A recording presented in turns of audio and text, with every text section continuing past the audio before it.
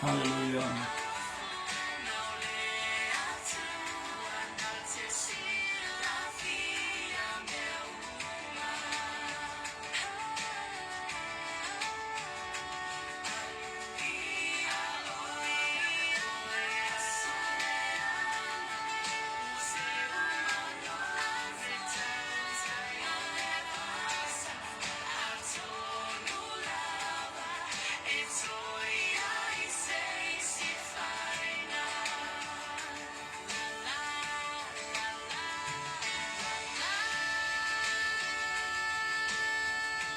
Le si ufonga mata mo fie o au onga le tua. Netono Wellington fafo. Hallelujah. Le pese ya soleana. Tato ya soleana.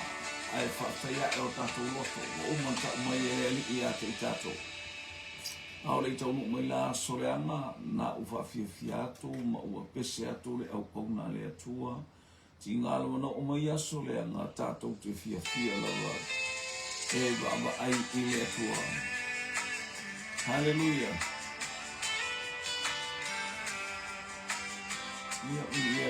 Praise God.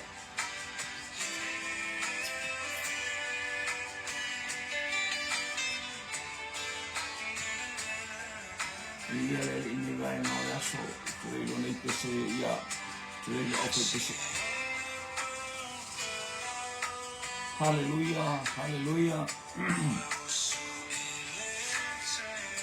Ia le taeao, ia le patalo fatu se tatou ainga.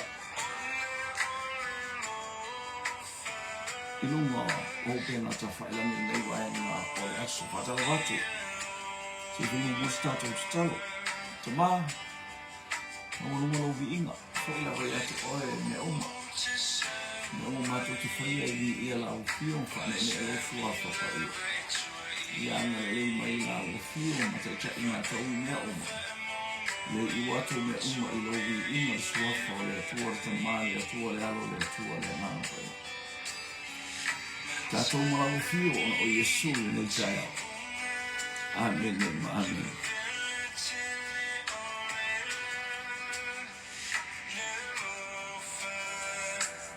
Ia, ia lei. Ia, o le te ratu siona pao, au te le malama le ia nei se ua.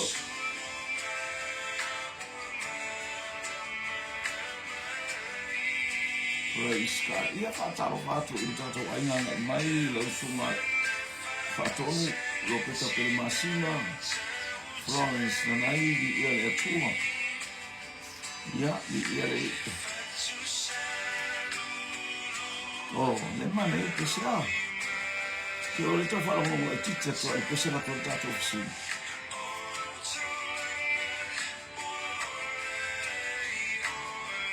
Ono te le lo wheni pese lo ka moaso e ka.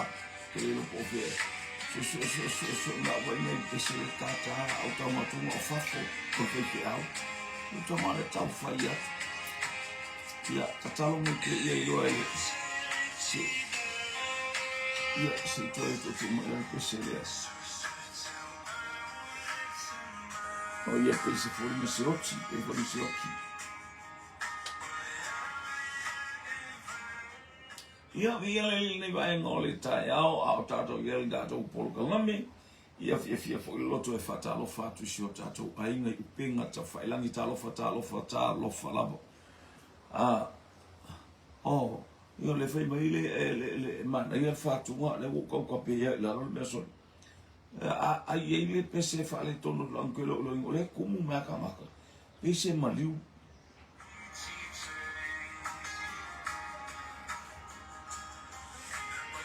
tato fisimo mo nei tai ao tato le amatanga fo le vai aso le na le le tua.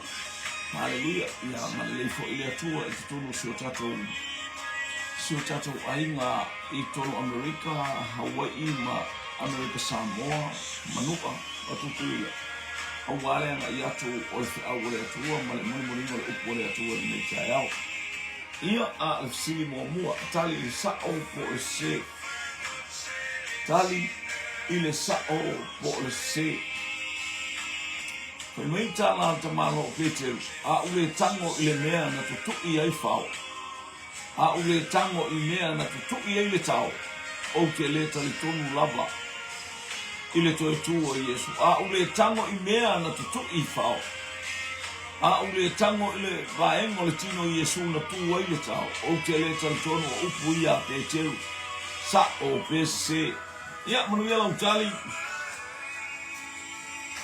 Hallelujah. Fatalo fatu le aingo le tua ile ngai mai ro peta pele masina. Hallelujah. Tali mo mole wa ngai mai se. Glory, glory, glory, glory.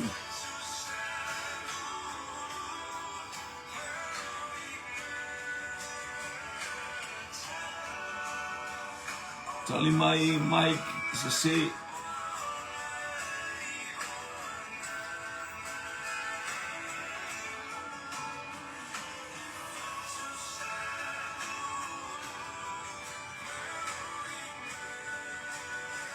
Hallelujah, hallelujah.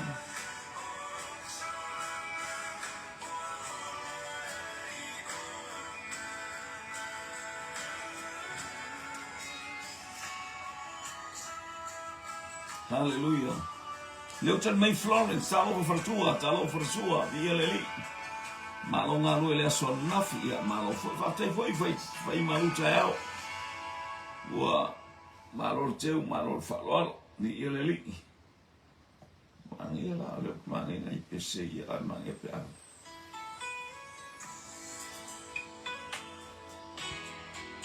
ni ileli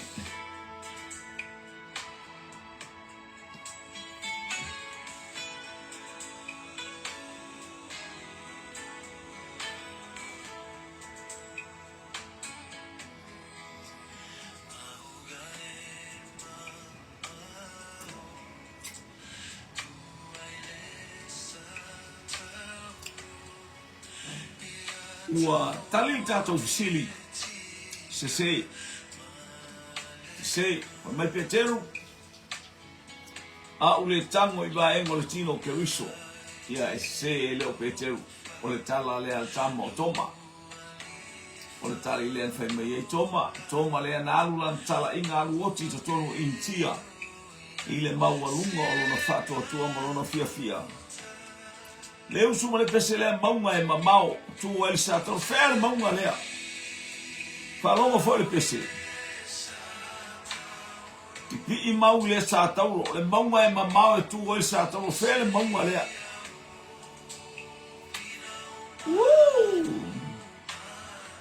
hallelujah hallelujah mana ia tau samone le vaengo le aso Marulu la bersabili, marulu arsabili le bainga le el to watunu marulu ai palasima ya mato ia ni abe ai mato ke le masani ai marulu le ia mele o ye wa ofuma ya ta fato a tatala ofu le afiafi ina ua moe ai tasi le ofu le asoleta ele le mele o yai fato ata ele la ba mai le safato ata ele le sia sa ona o le tetele celebrated talofa o fea le maunga le pese me ate lopo e langona mai pese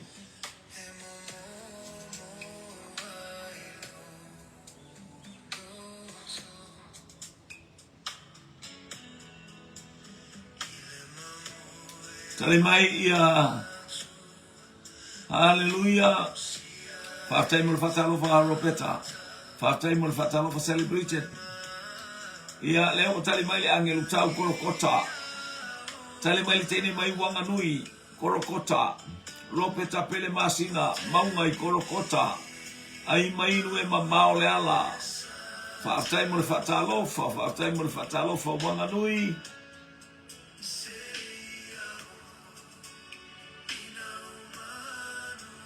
hallelujah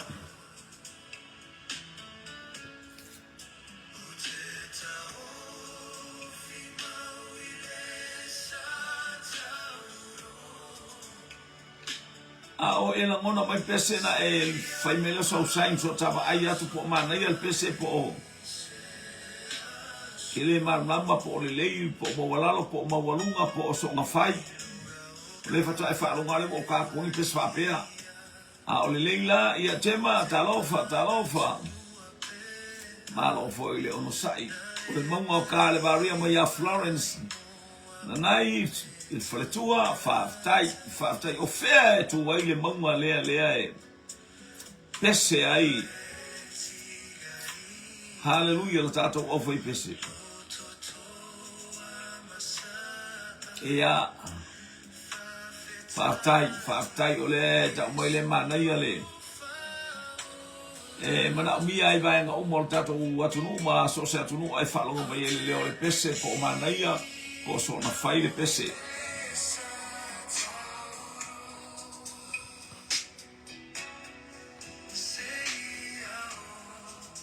Ia tali mai tama le afa mai o le maunga I to tonu o Maleponi.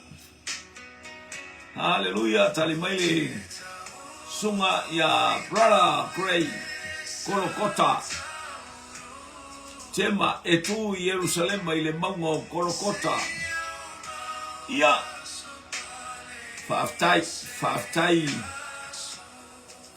mo le talino le tatou fesili.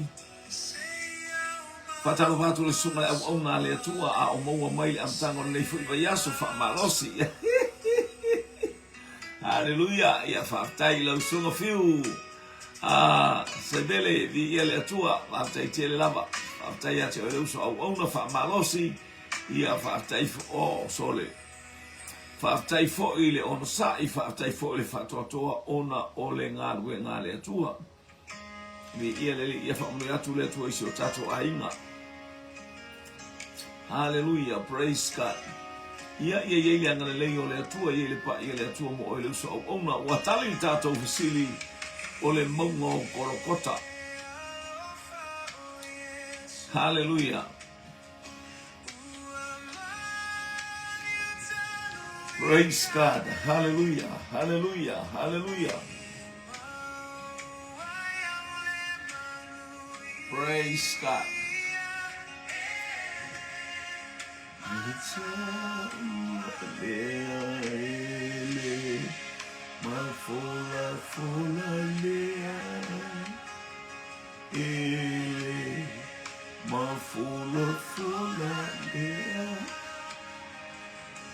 O fea le tu o New Zealand na o mai ia na sau Yesu whaatu o ile lotu. Ma wha ingoa ilona suafa. Fea le tu o New Zealand. Whaaftai maunga lau po'o. No whanga lau po'o I o tahuhu whaaftai. Ia. Praise God.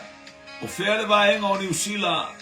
Na sau Jesus whaatu o ile ingoa ma wha le lotu ma wha ingoa ilona ingoa. Ia amu ia o tau New Zealand.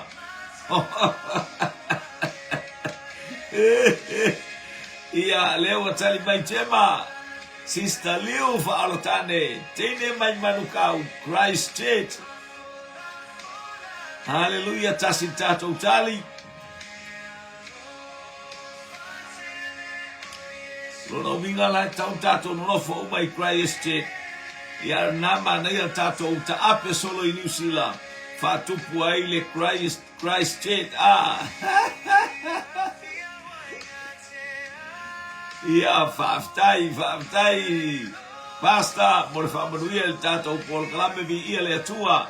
Tani mai malo fopaa Christ Church. Hallelujah. E se le manaia o tau New Zealand. Le nga sawa Jesus whaatu le lotu whaingoa ilona suafa iate o tau. Hallelujah. Hallelujah. Give God the glory. Give God the honor. Praise God. Hallelujah. Ia aua fua le ita pe awhai e le whatu ai o tahuhu ia lotu. Ia o tahuhu ia na o le ota ma le huhuhu a o winga.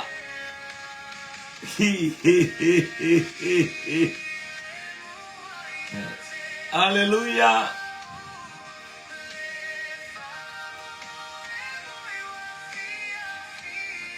Praise God, praise God. Tali mai le tama mai Maleponi ia o Christ Church.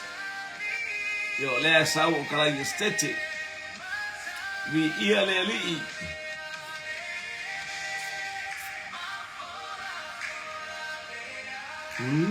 Lea ele. Lo peta pele masina le tene vai manu kau Christ Church. Oh Yesu. Ele. Mata ualea. Fatile o Yesu. Lelo falana maliwa ike riso ilunga le sataulo. Hallelujah, hallelujah. Ele mfaina matalatala, ele mfaina tautau isa malosios. Ele matautia. Ole lo fatu noa o lo tato wali iala ya Yesu geriso le puluvanga o le fiangainga. Hallelujah. Ia watali le tato ofisili ia na. O ina tonua. O ina tonua lea. Hallelujah. Fatu wa ili lotu ini usila. Na umai Jesus marona au soo. Ia tato tele ilo aina. Ai abtaimi na le mato te mata atu iai. Tumua ia lae whaiela tu inga mol meo strawberries ia malisi tu inga la au la le kau gangi le vine praise God ia vi ia le atua oi so la tu vesilia le saul hallelujah.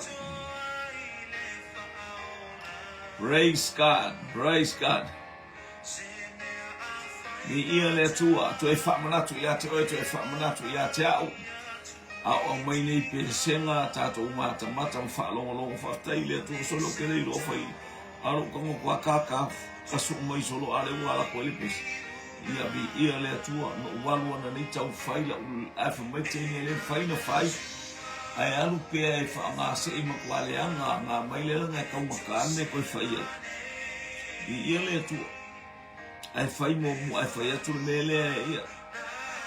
Ia le atua, a leo o whaalonga kulea te whia whaalonga longo. Toi mantua, hallelujah, upo pesenga ma upo whātuma Samoa, praise God, hallelujah.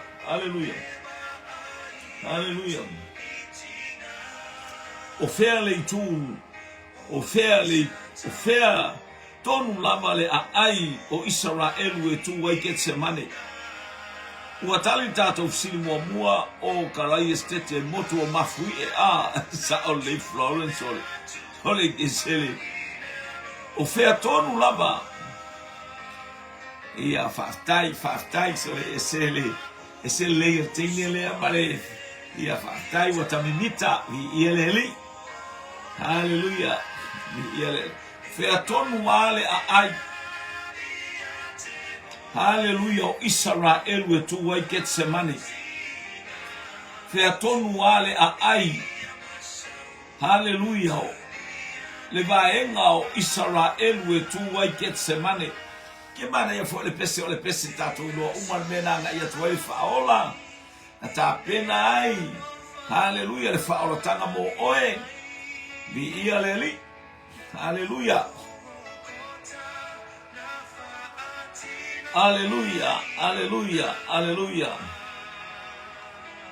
Praise God.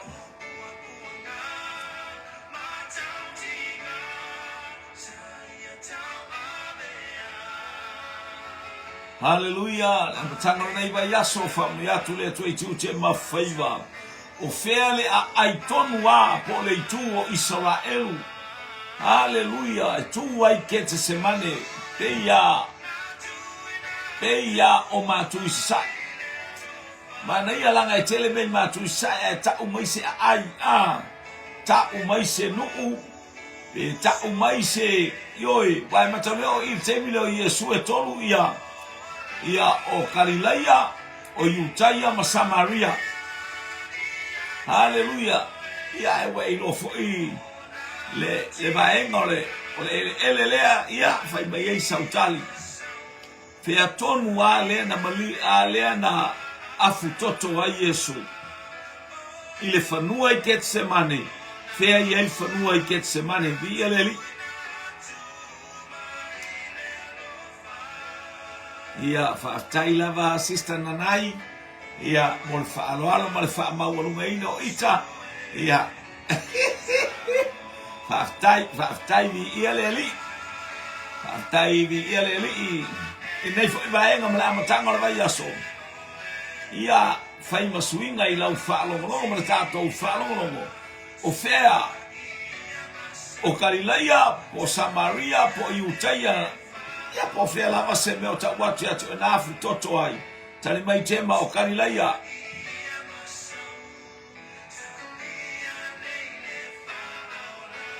Oh, praise God.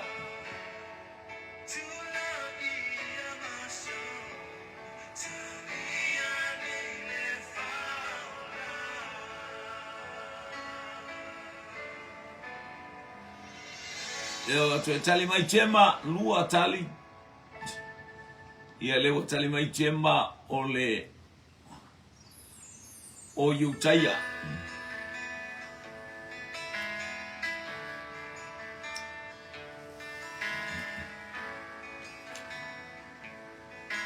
Hallelujah.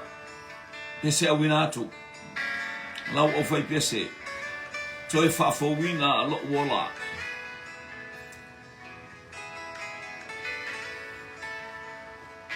Maunga Olive Jerusalem mai sasai.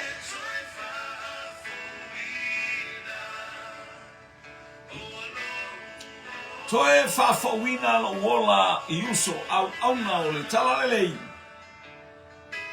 A wina atu sa awhiawhinga ma pesenga. Malo fopaa o Iutaia. Mi ia leli.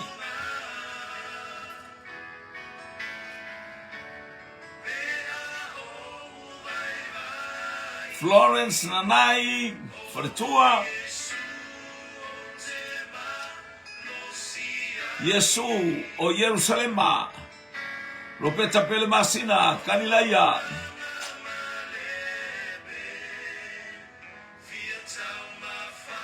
Wolo wolanga male pelepe ai mo mia le tau mo fai o Yesu le tali Ua tali le tato fisili Ia sa o le tali ia Iutaia, sa o le tali ia Jerusalema, sa o le tali le maunga o Olive i sa o Jerusalema, mata ulia foi o polokalame uma ia o sauninga o le awina atu o le whaola o tali, penanga o le whaola tanga. Fai mai Yesu e mai a Iutaia le whaola tanga. Leana sawa Yesu se i whaatau nuu. Lana tatalo i Getsemane, o laile maunga Olive, a part o Getsemane is a part of Olive Mountain. O se vaenga o le maunga Olive, po se laulata lea i le maunga Olive, i fea Iutaia, Jerusalema, Iutaia. E le ai lava se isimea na tāpena i Yesu le whaolotanga. Na tāpena uma lava i Yesu e tusa malana fionga i le fafine Samaria. E mai a Iutaia le whaolotanga. Lea foi wa tāpena o ao na tinga o a whainata. Hallelujah. Vi ia leli. Praise God.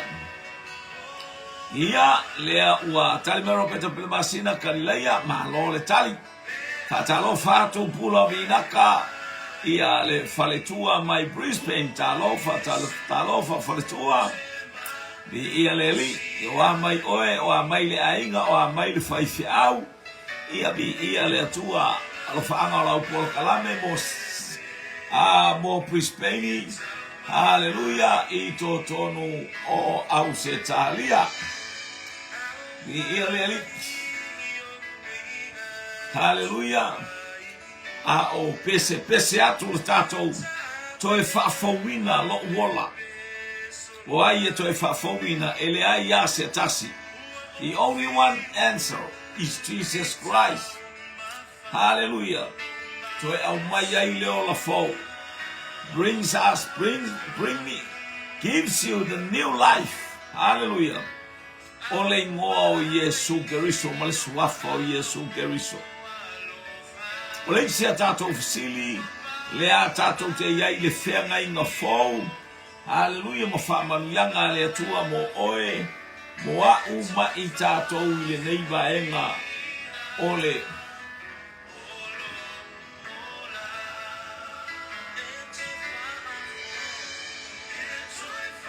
Tali le sa o po le se. Tali le sa o po le se. Hallelujah. O yuta o le tangata na o tupe le olanga. Ma na o tupe lo na olanga i le au so. Na o yuta o le tangata malosi le mana o i tupe. A o fai le tala inga sa o pese. Hallelujah. Praise God. Hallelujah. Tai au fo ya ye se met fi fisili mai ye se me da. Hallelujah. O e manatu ya ye fisili mai ya maua le avanoa. Maua lo avanoa o tato ya fo ya matango nei vai aso. Ile polo kalame ai mai no e mamao le ala tali ma fisili. Ele tu ua fo ilo fisili mai. Te soa ni atu pe atu sai ma le fina ngalo le atu e tu sa le tali ma lo fina ngalo. Hallelujah. Le ase mea tatou te whasoa. Tatou whasoa e tu sa ola na fionga o le taulongolongo e tupu ai le wha. E tupu ai le wha tua. Tali mai le angeru tau sao. Tali mai tema sao. Hallelujah. Hallelujah. Saureola. Maraulu. Hallelujah. Sao. Hallelujah. Fa'atai mo le fa'atalofa. Susana fa'atalainga o Brisbane.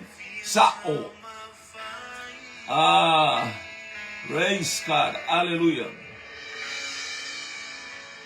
Te whau sao. Malo fo pa'a sao. Ropeta pele masina sao. Florence sao. Ai mainu e mamao le ala. Praise God. Praise God. Praise God. Hallelujah. Hallelujah.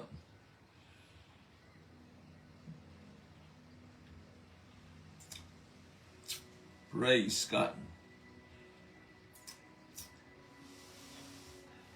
Hallelujah. Me too.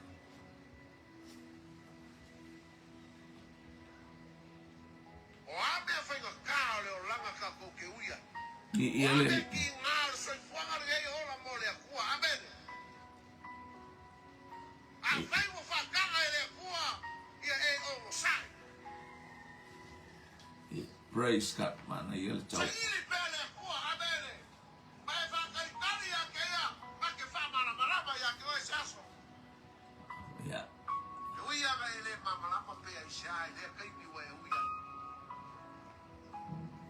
Praise God.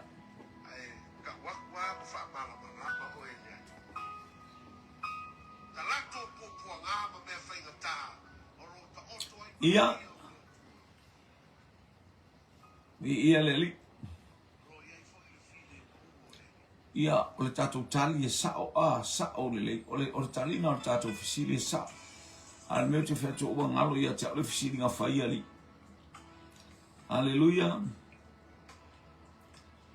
O ngalo ia te o tatou fisili nga fai. O fake ia o le la unga vidi amori. Ia o le la unga vidi amo e ta atu le pese e follow up ko le pese.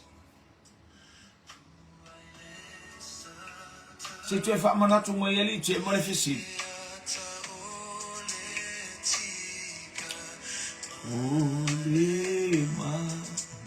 Ia na mana oa i tupel tamalo o yuta. Sa o pese sa o lele. Le na i o ia na ia whaalata ina lo tato ole. Ia ona olona mana o i tupe. Ia vi ia lele. Hallelujah. Hallelujah. Ia lele. Hallelujah. Hallelujah. Praise God. Oi se tangata i le whiangainga tuai. Tu salelei a maratau unga o yuta. o se tangata i le whianga inga tuaje pa lemi le lei le mea na ia whaia i lona matai ma le unga na iu ia te ia whaatai e ta ofi mai whaatai whantua ia na sa o le lei ia lei. Hallelujah, le tātou tali o le tātou tali e sao. Whaatai mō tali a o ai la le tangata e tutusa le lei o la o langa mai uta. O le ata le na o yuta le faali mai le whiangainga fau. Hallelujah. Tali mai te ma Aitofele. Susana o Aitofele.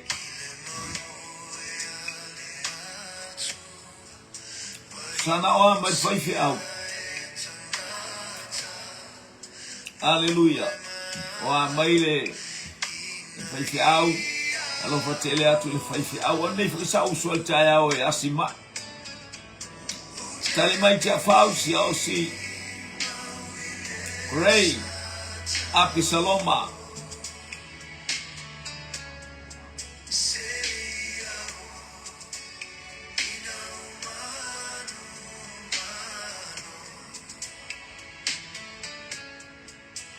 Tamaro Brisbane o Aitofele ali ai lola pe loku I asu sangama o vitalainga malo fopa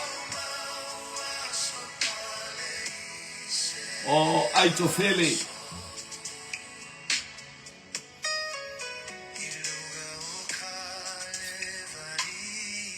Ropeta pele masina Aitofele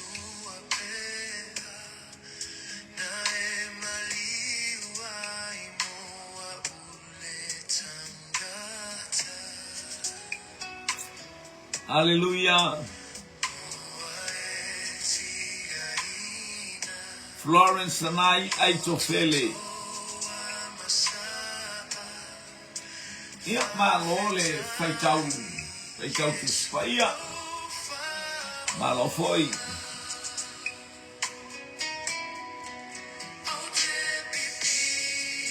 Ia ile tuol vi inga ile tuol. Mani okele olole leia ture itali le sawi asa ole ola ia le faaluan saulunga ole tele o haleluya ole te tau mafu faule spelanga ole moa haleluya praise God Hallelujah, fatai mole ia faisi au vi ia le li. Ia e fa malo foi sio tato ainga foi tau tus pa ia. Ma amen. Praise God. Ia matau dia tele me o le fenga inga tuai ile tala ia Aitofele o ia tonu wale le tau de la au pe ia le me. Au auna ia tavita ia soitele. Fai mali matamata o le fai fiau. E sauro na winga o esele mea o aluange.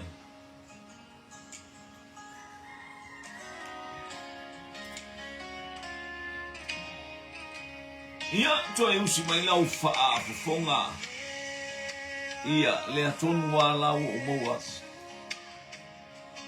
O na amanu. Vatai. Na atonu wa tangata tonta sina tangata Yo e lona o langa tau mo fai e fale anga so se tangata e tau fai na te fale anga ina. Hallelujah. Fale anga le istangata. O lai ai fa manu yanga. Male manuia o le atua pei o ha manu E esila o na manu esel mena ina manu na manu na tofu le vai le sa fa manu lo. O le ali le o ha manu. Ile taimio Persia, tata mo fai e fasioti, moretkai male ainga. Ta matua ba isa o le lele tali le o te iloinga o ha manu lefa pema o na manu ia le o ha manu ia na to na stama I me ale misi o le o ingo tangata langa I to titi atu tusa ingo a wolia au le ngoa laos tamalo le eleanga umala mio au na manula na le leila na mio mulmuli le anga le lei au tangata le anga le ai se le lei le olanga na i ulava ina to esele aia to e tau aia ilo na mio le anga haleluya aso le anga mai le tia maa le sunga le faife au mai Wellington haleluya fafo maletia maa bi ia leli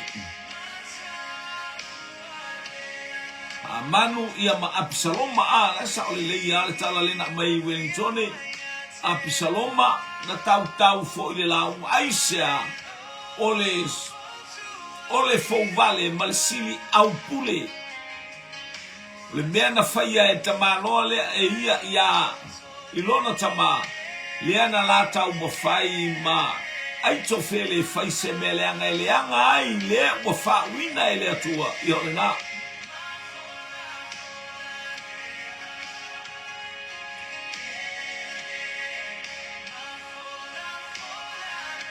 oh praise God hallelujah ia faftai Susana le taliatu silile osa mai Susana hallelujah ole silile Susana te fia malam lama kini po aina tonua na tatala ina le tusi ole ola mata wian tusi le temi ya tani elu mata upwe sulua fa upwe fafa mai tapuni le tusi awete tatala tusi tapuni suma lua fa upwe fa o mai lo ia Yohane la le na tatala le tusi ole winga le Yohane le na fatonu iai matau iai ele tatala Yohane le mapuna mai ai laile mata upwe elua suma lua fa upwe sfolo le tusi afalinga awa ete tapunia le tusi tani elu tapuni le tusi ele yo o mai onaso ayo o mai ya Yohane fe mai tatala le tusi tatala atu le tusi ai Yohane le tusi ya fia iloa le Yohane o ame totono o ai ana tala ina lo painga o le leona o le tu painga o yuta nai mta o pelima fa pelima tu se falinga ia to tilo ane yai le Taimur City anga la ia Yohane mta o fa o atu ina tatala le tusi la ia mta o pelima o tatala le tusi o Yesu Keriso o tatala Yesu Keriso ele o haleluya wa manu malole leona o le tu ainga o yuta o le tala e winga ia Yesu he is the famasino the church o ia o le famasino ni ia leli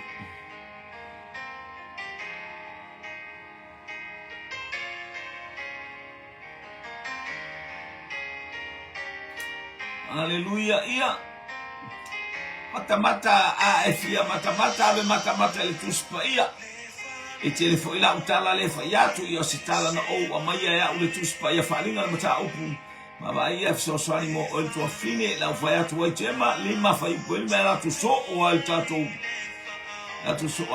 por kalame ia le tusina pe atala na ile le ona o le tu ainga o yuta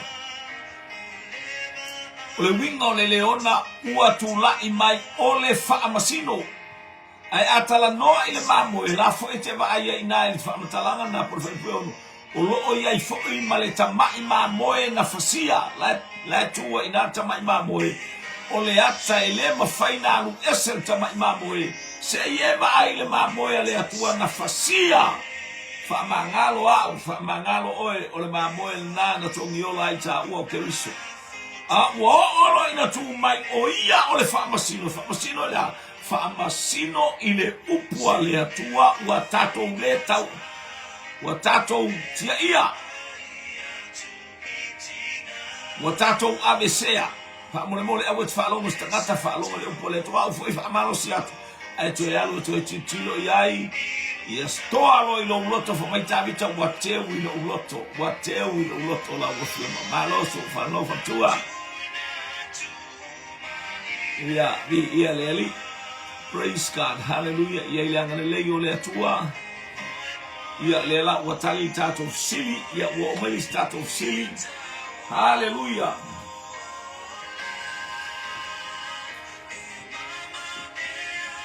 Glory, glory, glory, glory. O fea o mea ia na mua tupu. O fea o mea ia na mua fai. Na mua fai le pa. Le pa le na saune e mia yati. Pe na mua fau le malu e selu pa pe. O fea o mea ia na mua fai. O le ati o le pa. E ne mia. Ma le fau o le falesa e tamalo o selu pa pelu. Hallelujah. Si ufofonga o le fafea ngainga. Lawi loa mai le tia maa. Suia lona olanga e le alii. Hallelujah. Ma olo i totonu nei. Hallelujah. Ole ma lo New Zealand. Ua fai mafofonga tau moli o vi inga o le atua pena e whaalongo iai. Hallelujah. Whaatai lau sunga le whawea ngainga. Alo fatu tatou po kalame mo oile uso au nga. Whaatai sunga yana nai angai mai. Hallelujah. Praise God. Ni ia le ali. Mena o te iloa ile ese almele tafao ai ese te lua oma. Male angelu taunu a aia ele o aisi o matua o. A Florence le fo ete lua mai ese a. Ia le watali le tato fisili lea. Ma ia tema na mua ati le pa.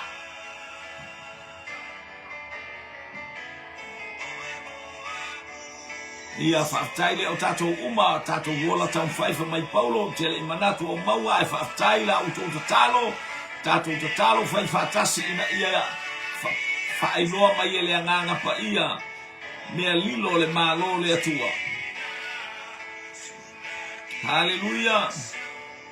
Le tau tala mai ele mua le kolonito alon mata upe lua whai upe fitu. Ma le fai upo e ono au tātou te tau tala I mea lilo le malo le atua. Le ale wingo le mea whai loa mai e le nganga pa ia ni mea ai ai. A fia I lo loto vi ia le atua. Praise God. Lea ua whapea mai ia mai mua fausia le pā. Whapea mai fo I tema ati le pā.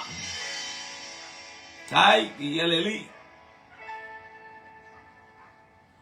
Hallelujah. Asawilunga. Hallelujah. Susana ati le pa. Maro fau pa ati mua le pa. Ropeta pele masina. Mua le pa.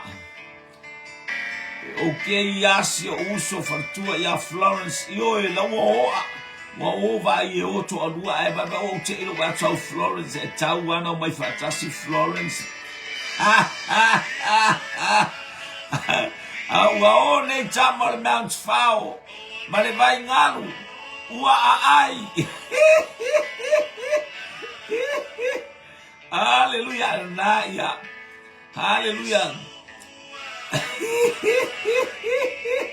Awale aina na.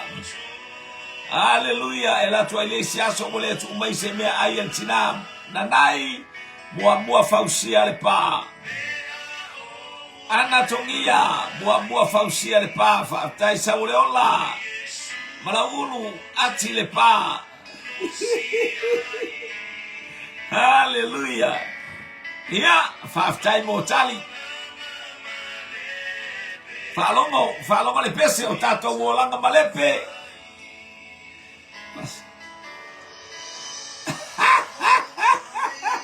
Ia vai la ele wa umanga aile la pako mai la ia le ka umai le sile pako. Hallelujah. Ala no fus faletua. Ia le ali. Ia vai la le usala o kenge male ma ulo male ma supo sango fa tai fai supo. Ia na awale ainga nga. ia la le watu ia pinati a wa nga uta tole ole ka ko ofisa I manuka I ota huhu e ia pinati ia eso ia se I fai se tau saminga nai fai fi au ia walu le aso ia o fa fe ngai foi mi ia le atua nasi mele se I fa mala matili tato le anga o le saunga o le tuspa ia mi ia le li e tato te va ai le ati mua o le pa e te tau ai o le atinga o le pa umalono fo inga tupu so mai ma esera o le malanga faalua le na o malanga faalua na tangata e fo I ma iutaia a le malanga mua na mua sa wai selu pa pelu na sau selu pa pelu fai le falsa a le malanga lona tolu na sau wai ne emia haleluya na sau wai ne emia ile ati le pa a le malanga mua na sau wai I le tama o lona winga la o le mena mua fai na mua ati le a fai le maru ai ona le fatu la nganga o tusi ele tuspa ia ai mua tusi le ya Sakaria mahakai na ilo le tusi muli ala aleluya e umano le tusi la o le tusi muli a tusi la ta mai malanga mua sa wai selu papelu e fai ati le farsa o le malanga lona lua na sa wai e sera se I fola tu la fono ma ia ma abatu I tangata le tu la fono o le malanga lona tolu na sa wai ne mia e le tawa wa ye farsa ele langa watu tangata haleluya tafili sa no ai I mea wa fai o le farsa ma fa le anga le farsa le na tangi ai ne mia ma fa tafia alua tatalo ai ne mia ma abelona loto ile atua e feso ani mai e uina o ia o le tautu waina wafia alu ilona nu haleluya yati le pa ke le fakua ai lo le nganu wenga mua lana na fai na mua o mai fai le maru le tak no mai ai hakai ma Sakaria ia ma se vaenga fo io malaki vi ia le atua fatu a sau muli o le vaenga o tangata muli mai ai e tolu vaenga na o mai ai le nuu o mai mua le malanga mua o le toina o selu papelu le atali o salatielu lona tamal tangata I ngoia Joakina lon tamai Eliakimo lon tamai Yosia lon tamal le tangata I ngoa ulo vale afo el nei le atali o Manase yanga praise God fa nawel tamana Manase ula vale foi Manase na fa nawel to ina o Manase na fa nau ele to ina o eskia ia na fa solonga na lena sa wai lea ole tangata le o sel pape e sa weati le farsa mare maru o mai ma taimi wa to e fo I mai ia tafeanga hallelujah bi ia le li praise God ia o Nehemia na tia le pa ia na o sorry pia yese me o seat faftaina nai o Nehemia na tia le pa o selu papelu na fai le maru o na winga la aina mua fai le maru ele atia le pa o le malanga lona tolu na sau fato atia le pa ona ole mana onga e tatau na pa fa penalo wolanga e tatau na si omia ele pa afi tato wo tau na si omia o ele pa afi praise God hallelujah ole pa ole alofa tu no le nei ole atua mo oe mo au ia pa o tato wolanga ese mai le pa le na pa Jericho solo ilalo pa o Jericho sa faali ya Jericho ese apa yakti ele lalolang ese le pa yakti ele atua wa yele toto le tamai mamoe si omia ele fa na wa le atua ka fikau ye meleanga ma me fika aya o inga e ta'u atua i le manu malo le mano le toto le e te tuai ma o tuai. E si ai o lima e te to'atuli ai e te tangi ai. Hallelujah. Praise God. Leisi whātunga māta ngofia o lo anga i mai, praise God. Hallelujah. Ia vi ia le atua ina i tato wama aipe manu ia o le atua, ma le lei o le atua. Whaasoa mai o nisi o polo kalame, loto whaatai. Hallelujah, hallelujah. Hallelujah. Praise God. Ia, ai pe ona o le whaatulanganga o tusi pa ia. Lea e manatu ai nisi e mua le tusi lea na mua ole na mua maino fo inga tupo o mailo pe ole history. Tu lau lava ia o la taitana whaasoa e pe ole history lea o mo pokalame ngā wha history o le tala anga o le nu. E pe e taunga anu le tusi lea, hallelujah, o tani elu, tutu whaatasi mai matusi la a. Wa tusi na le mori maua tani o le history lea o Israelu e amata el tama lea le teimi o le tawhianga a. Fo i mai loa le tawhianga o mai whai le marumaru. Muri, hallelujah. Sau ia a esera, sau lau ma whaatonu le tu la fono i ona teimi. Hallelujah na sau ai. O olo ina tango le tamaloa o Nehemia e whaatonga i le atua ia maua sona avanoi luma o le tamaloa o Aretaseta. Luma o tariu lea na tatala ai le amanoa e malanga vi ia leli. Ia le manu malo malanga leli o le atua i le nei tai au. Praise God.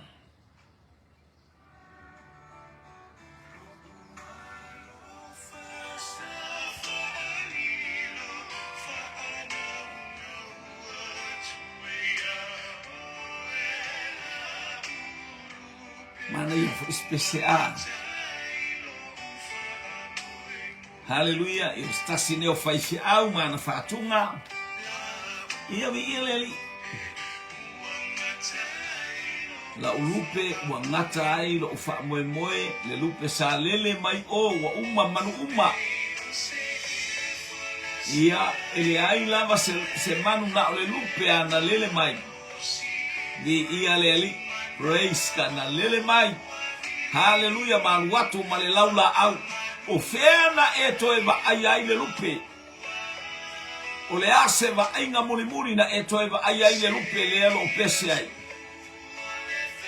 Hallelujah. La ulupe fo i mai ate au. Amene. Praise God.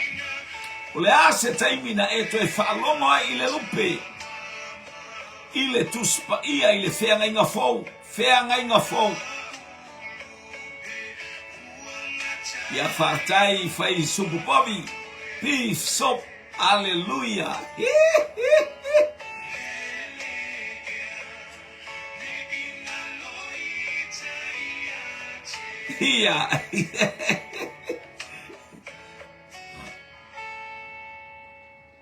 Ya malo ile tatali ya si to tilo to sei spese ile ya ale un mal tato ufisili la sei si temi muli le fianga inga fou na e tilo ai ile lupe le ai pese mai ai puni alava o le alo le o le faifi au ya lale. Hallelujah. Ia malona falitua. Hallelujah. O le ase le femela ulupe ua ngata ai lo ufa moe. A o le ase taimi le feanga inga fauna e toeva ai i le whailonga o le lupe. Lea o tale mai susana o le baptisonga o Yesu. Ana tongia whailonga o le anganga pa ia. Tema i le taimi na papatiso ina ai Yesu.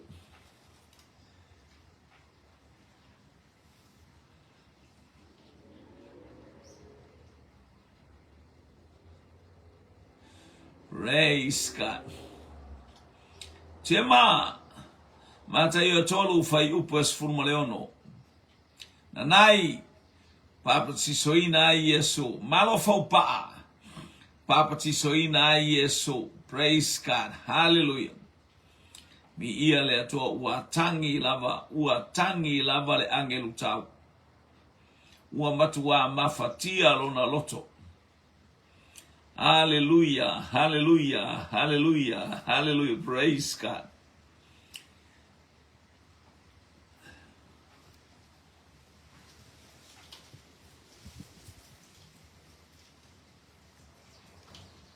Praise God.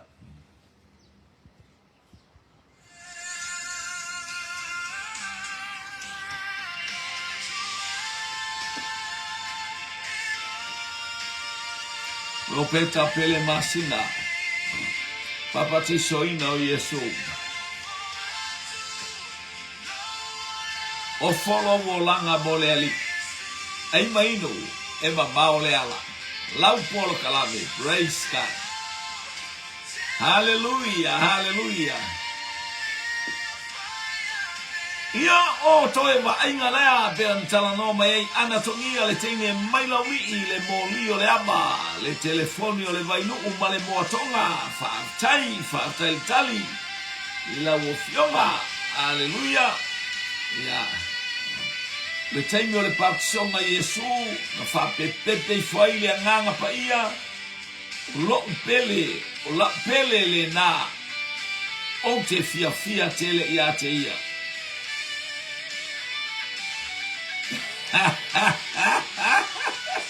Ia e folingo songa mai la woso le aikele a la pe e kangi a ia awa to te fa pena ia i nai to ina a mata mai le taiao ia fa tai.